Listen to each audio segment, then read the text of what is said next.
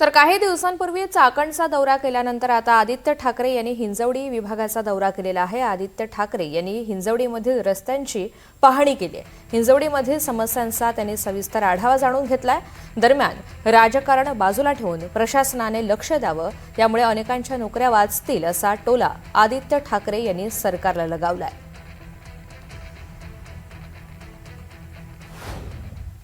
ती म्हणजे चाकणमधली की जवळपास 20 इंडस्ट्रीज या इथून निघायच्या तयारीत आहेत, महाराष्ट्र सोडून दुसऱ्या राज्यात जाण्याच्या तयारीत आहेत।